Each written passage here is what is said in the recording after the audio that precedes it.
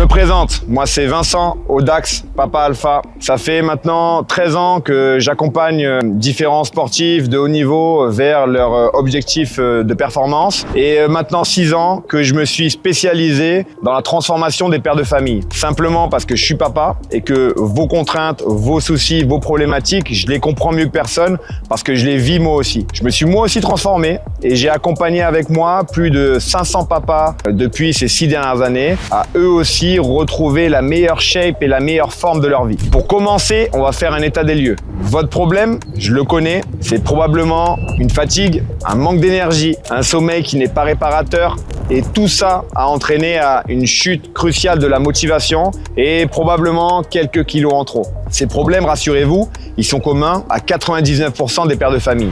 Mais alors, qu'est-ce qui a causé ça? Une nouvelle vie, de nouvelles contraintes, de nouveaux objectifs et surtout, maintenant, on n'est plus seulement centré sur soi-même, mais on est centré autour de notre famille, autour des nôtres, autour de notre entreprise et on a de vraies priorités, des priorités qui sont stressantes. Rentrer suffisamment d'argent, faire suffisamment de chiffres. Est-ce qu'on passe suffisamment de temps avec notre famille? Est-ce qu'on leur apporte suffisamment d'amour, de soutien? Toutes ces questions qui tournent dans notre tête au quotidien et qui nous créent encore plus de stress et encore plus de fatigue. Donc, zéro raison de culpabiliser. Cette situation, elle est normale. Elle est preuve d'ailleurs que vous êtes un bon père, un homme qui sait prendre ses responsabilités. Mais le mauvais côté de cette histoire, c'est que vous êtes aussi un homme qui s'oublie.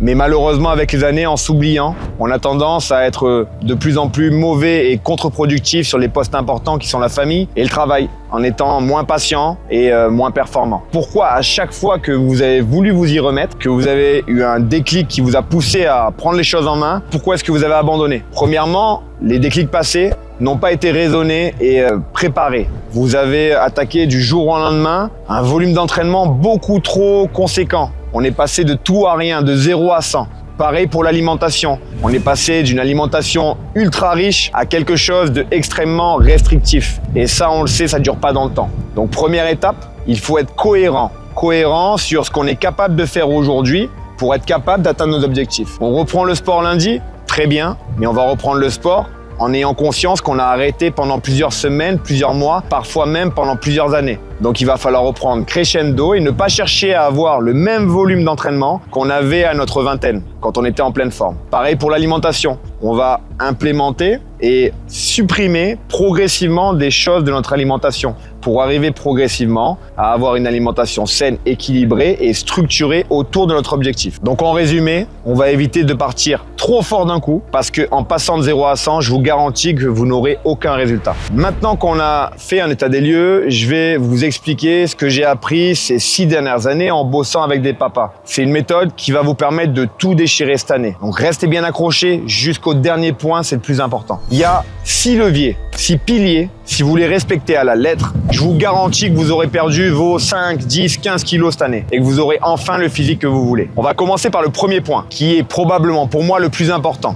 Il va falloir vous faire une promesse et j'y tiens. Pour illustrer l'importance de cette promesse, on va parler d'une histoire qui m'a toujours énormément parlé, c'est celle de Buster Douglas. Dans les années 90, il a eu l'opportunité d'affronter Mike Tyson, qui était à l'époque à son prime. Mike Tyson, tout le monde le connaît pour son agressivité et ses KO explosifs. La cote entre les deux combattants était de 42 contre 1. Donc autant vous dire que Douglas n'était pas du tout prédit comme vainqueur. Le combat commence, Tyson, comme à son habitude, est très incisif, très violent. Et Douglas, lui, contre toute attente, répond au coup et montre qu'il a largement le niveau pour affronter Tyson. Arrivé au 8e round, ce que tout le monde attendait, Tyson lui place un uppercut qui le met au tapis. L'arbitre compte 1, 2, 3 et au compte de 8, Douglas se relève. Et il est sauvé par le gong, comme on dit, il peut aller se reposer dans son coin pendant 1 minute avant de repartir sur le 9e round. Tout le monde estimait que dans le 9e round, Tyson allait faire comme il sait si bien faire, être incisif, agressif et le mettre KO une bonne fois pour toutes dès les premières secondes. Sauf que Douglas a répondu, a rendu les coups et contre toute attente, c'est lui qui a mis Mike Tyson KO. Et là, en sort une image historique où on voit Tyson qui était pour la première fois mis au tapis en train de chercher son protège-dents. Douglas est sacré champion du monde poids lourd. Et là, vous allez vous dire, mais quel rapport avec cette histoire de promesse? Tout simplement, quand on l'a interviewé à la fin du combat et qu'on lui a demandé d'où lui était venue cette force, de se relever, d'attaquer et d'oser affronter cette bête féroce qui était Mike Tyson dans les années 90. Il a dit que 3 semaines avant, il avait perdu sa mère d'un décès tragique. Il lui avait promis, avant son décès, qu'il allait affronter Tyson, qu'il allait le battre, le mettre KO, et qu'il serait lui aussi un jour champion du monde poids lourd. Cette promesse est tellement forte qu'elle lui a donné les ailes pour affronter une bête comme Tyson, une légende comme lui, avec toute la pression qu'il y avait autour, et lui a donné la force de le mettre KO. Ce que je veux dire par là, c'est que la promesse que vous vous faites vous donne la possibilité d'accomplir des choses incroyables. Tout simplement parce que vous vous l'êtes promis. En le visualisant, vous vous êtes convaincu que c'était possible. C'est pareil pour vous. On va pas vous demander de monter sur un ring face à un champion du monde de 100 kilos, mais par contre, on va vous demander de visualiser cette transformation, de visualiser votre vous en train d'y arriver, et cette promesse va vous maintenir, va vous driver jour après jour jusqu'à votre objectif. Pour y arriver, on va avoir le pilier numéro 2, c'est comment gérer son alimentation avec une vie de famille chargée. Premièrement, il faut désacraliser ce problème d'alimentation et désacraliser cette histoire de diète. On n'est pas là pour faire une diète, on est là pour apprendre à mieux vivre. Et mieux vivre, c'est pas manger un Tupperware dans un coin quand sa famille se régale à table. Mieux vivre, c'est être en forme pour pouvoir échanger des moments de qualité, montrer l'exemple, profiter et être en bonne santé. Donc on va comprendre que notre alimentation doit être structurée pour pouvoir partager en société. Donc on va éviter de diaboliser des aliments et on va tout simplement apprendre à manger sainement. Quand on se reprend en main, la plus grande erreur, c'est qu'on se prive de tout. On diabolise les sucres et puis on se retrouve à avoir faim toute la journée jusqu'au fameux moment où on craque et où, encore une fois, on subit un échec sur notre objectif. Ce qu'on va faire, c'est dégager de notre vie tous les aliments qui ne servent à rien. Et ces aliments, vous les connaissez. Les mauvais sucres présents dans toutes les friandises qui ne nous servent strictement à rien dans notre quotidien. Les mauvaises graisses dans les chips et autres fritures. Et les sodas, c'est un ennemi que vous côtoyez au quotidien. Première étape, elle est là. Deuxième étape, on apprendra à structurer un plan alimentaire adapté à vos besoins. Et encore une fois, vous avez des besoins. Donc trop se priver ne vous aidera pas. Alors oui, on perdra quelques kilos, mais on les reprendra encore plus vite. Les besoins doivent être comblés par un bon ratio de macronutriments, protéines,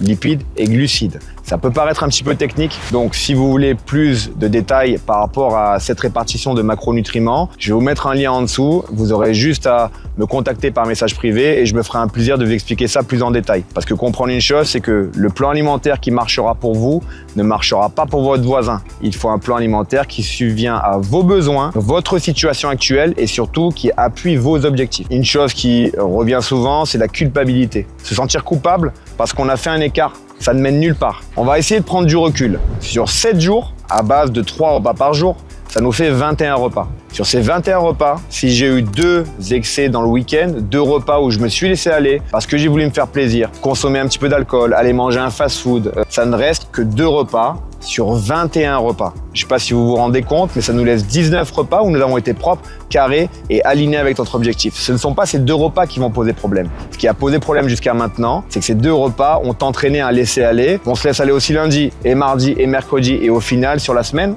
on se retrouve à avoir plus d'écart que de repas carrés alignés avec nos objectifs. Donc la clé, ça va être de prendre du recul et de se déculpabiliser. Troisième point important, troisième pilier, comment structurer son entraînement. Il n'y a rien de pire qu'être motivé, commencer à manger proprement, se dégager du temps, se retrouver à la salle ou à la maison, prêt à s'entraîner sans savoir quoi faire. Un entraînement efficace devra être 100% personnalisé. Mais là, on va partir du principe que vous êtes un débutant. Un entraînement efficace doit être progressif. On va donc commencer sur votre première semaine par quelque chose de peu volumineux pour réhabituer les muscles, les tendons, les ligaments, votre organisme à se remettre progressivement à une activité physique. Pour ça, on va partir sur 3 séances qui dureront entre 20 et 30 minutes. L'objectif de ces séances étant de travailler tout le corps. Donc on va choisir des éléments de training qui seront des mouvements polyarticulaires comme les squats, les pompes, les burpees, les fentes. Des mouvements qui vont recruter beaucoup d'unités motrices, beaucoup de fibres musculaires et qui vont vous permettre de retrouver une forme physique très rapidement. On travaillera sur un full body et ça sur 3 séances semaine. C'est tout.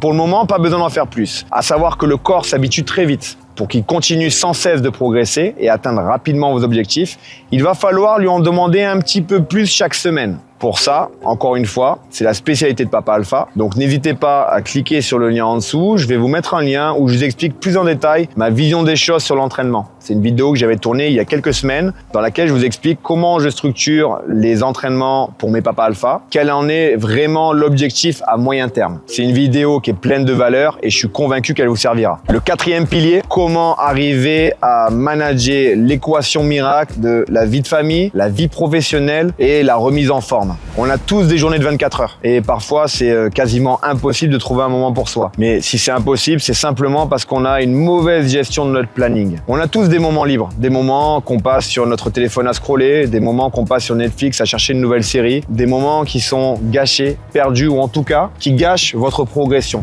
À nous de se les accaparer et de trouver un petit moment pour inclure une routine positive. Cette routine positive, c'est par exemple votre séance de sport. Il y a un point que j'ai vu avec mes Papa Alpha qui marche très bien, c'est pour rester déterminé et rester concentré sur son objectif, c'est d'élaborer un petit coin à la maison, un petit coin fitness. Ça peut être 2 mètres carrés, ça peut être juste un tapis avec une paire d'haltères. Ce coin-là, ce sera votre salle de gym à vous, votre moment à vous, dans votre sanctuaire. Le fait de passer devant toute la journée, ça va vous rappeler que vous avez une séance à faire. Le fait de passer devant quand vous sortez les poubelles, quand vous allez préparer à manger, quand vous allez vous changer avant d'aller à la douche, ça vous rappellera que vous avez une séance et ça vous confrontera à votre réalité et à votre promesse, la fameuse promesse dont on a parlé plus tôt. Pas besoin d'avoir un home gym ultra performant, ultra équipé. Un petit espace avec de quoi mettre de la musique et de quoi s'entraîner sera amplement suffisant et ça fait la différence, ça crée des habitudes. En plus de ça, si vos enfants vous voient vous entraîner, ça va leur donner envie de faire pareil, ça va leur donner envie probablement de répéter ce schéma-là et vous serez gagnant sur plusieurs points. Cinquième pilier, cinquième point qui est probablement le plus important, c'est la motivation. Comment rester motivé? On va plutôt parler de comment rester discipliné. La motivation, ça va, ça vient. La motivation, on l'a sur le moment parce qu'on a vu une vidéo motivante de quelqu'un qui s'entraînait, on est fatigué de la journée et la motivation s'en va. La motivation, c'est émotionnel. Nous, ce qu'on veut, c'est de la discipline. Alors, c'est vrai que c'est un peu surfait. On entend beaucoup cette comparaison dans les réseaux depuis quelques années, mais c'est une réalité. Ce qu'il vous faut, c'est une discipline, être discipliné. Se discipliner, c'est pas si compliqué que ça. Ce que j'aime appliquer chez Papa Alpha, c'est un repère visuel comme un calendrier, par exemple. On met un calendrier sur le frigo, sur un placard dans la cuisine, et ce calendrier va nous servir à avoir un vrai regard, un vrai état des lieux de ce qui se passe dans notre semaine. On va chaque jour noter avec soit un check vert, soit une croix rouge, la qualité de notre journée. Est-ce que je me suis bien entraîné? Est-ce que j'ai respecté mon plan alimentaire? Si oui, un check vert, sinon une croix rouge. Je fais ça sur les 7 jours de ma semaine et à chaque fois que je passe devant, j'aurai un vrai retour dans la face de ce que j'ai mis en place et à quel point j'ai respecté ou pas ma promesse. L'intérêt de tout ça, c'est pas de vous infantiliser, mais c'est plutôt de vous garder discipliné, avoir un vrai recul sur ce que vous faites et pouvoir apprécier les résultats quand il y en a parce qu'on a fait les choses bien. Il n'y a rien de plus gratifiant que se rendre compte que sa semaine est toute verte, qu'on a fait les choses bien, que quand on prend des décisions, on sait s'y tenir. La méthode ultime serait bien sûr de prendre un coach, d'avoir un référent, quelqu'un à qui rendre des comptes, quelqu'un qui compte sur vous. C'est aussi pour ça qu'on a autant de bons résultats avec Papa Alpha, c'est que je suis derrière chaque papa, chaque transformation me tient à cœur, c'est donnant. Parce que chaque papa sait qu'il doit me rendre des comptes, que je l'attends au tournant et que je compte sur lui, qu'il m'a fait une promesse lors de notre premier échange tous les deux. Il sait qu'il va faire le max et qu'il va se donner à 100% dans le plan qu'on a établi ensemble. Donc si vous avez du mal à rester motivé, discipliné, vous avez juste à cliquer en dessous, je vous mets un lien vers lequel vous pourrez directement prendre un appel bilan avec moi. Ce sera le moment de faire un état des lieux ensemble sur les points qui vous bloquent jusqu'à maintenant, comprendre comment passer au-dessus de votre situation et arriver ensemble à atteindre enfin votre objectif. Je m'occupe personnellement de chaque papa. Vous imaginez bien que les places sont limitées car votre temps comme le mien est précieux. Cet appel a énormément de valeur, donc j'attends que chaque papa qui prend la décision de faire un bilan avec moi soit déterminé et sûr de ses objectifs. Je compte sur vous. Le 6e et dernier pilier, le dernier point important, c'est qu'il va falloir reprendre sa place de leader. Dans la vie, rien n'est éternel. Tout ne dure qu'un temps. Et c'est pareil dans vos relations familiales. Un jour, vos enfants grandissent et ils s'en vont de la maison. Votre rôle en tant que père, c'est d'être un modèle. Votre rôle, c'est aussi d'être un exemple, de montrer à vos enfants l'importance d'une activité physique et l'importance de manger sainement. Et que quand on allie les deux ensemble, on est capable de faire des choses incroyables. Et surtout, que quand papa décide de se reprendre en main, quand il dit qu'il fait les choses, quand il se fait une promesse, il va au bout. Ça leur donnera un exemple pour plus tard et leur donnera une ligne directrice qu'ils pourront reconduire eux-mêmes avec leurs enfants. Alors c'est pas toujours facile, j'en ai conscience, je suis moi aussi papa de 2 petites filles. Je sais que des fois on a plein de choses dans la tête et qu'on n'a pas forcément envie de s'y mettre, mais je sais aussi à quel point c'est gratifiant d'entendre les compliments de ses enfants quand on a du progrès, quand on arrive à faire les choses. Encore plus gratifiant quand le fait de faire du sport les pousse à eux aussi à en faire. Être un leader, c'est vital. C'est dans notre ADN en tant qu'homme. On a besoin d'être performant, besoin de montrer qu'on est présent physiquement, mentalement. Être en forme, ça vous permettra de passer de meilleurs moments, des moments de qualité en famille, d'avoir une meilleure confiance en vous, une meilleure estime de vous. Et ça n'a pas de prix. Alors, on a vu beaucoup de choses dans cette vidéo. On a vu les points importants, les points clés. Mais tous les conseils du monde ne feront pas les choses à votre place. Alors oui, maintenant, vous savez tout ce qu'il faut changer, tout ce qu'il faut mettre en place pour redevenir un leader et atteindre la meilleure forme physique de votre vie dès aujourd'hui. Gérer son alimentation en étant honnête à 80%, structurer un plan d'entraînement évolutif et adapté à notre niveau, ne plus culpabiliser parce que le sport vous rendra plus compétent dans votre milieu professionnel et vous fera passer des moments de qualité avec votre famille, implémenter des habitudes pour rester discipliné et reprendre votre place de leader, votre place d'exemple, votre place de moteur dans votre famille. Alors bien sûr, c'est pas toujours facile. C'est pour ça que Papa Alpha existe. En implémentant ces 6 piliers dans la vie de chacun des pères de famille que j'accompagne, on a réussi aujourd'hui à transformer plus de 500 papas. Je te laisse voir les transformations, elles sont impressionnantes. Ça pourrait être vous. Encore faut-il que vous soyez assez fort pour vous faire cette promesse. Cette année, mettez-vous dans la peau de Buster Douglas. Rappelez-vous son histoire et dites-vous que si sa promesse a été assez forte pour le pousser à mettre un KO à Mike Tyson et devenir champion du monde poids lourd, vous êtes capable de tout si vous en donnez les moyens et si la promesse est assez forte. Alors dès aujourd'hui, soyez le Buster Douglas de votre écosystème. Vous allez y arriver, vous allez atteindre vos objectifs. Il n'y a aucun doute, votre déclic, c'est maintenant.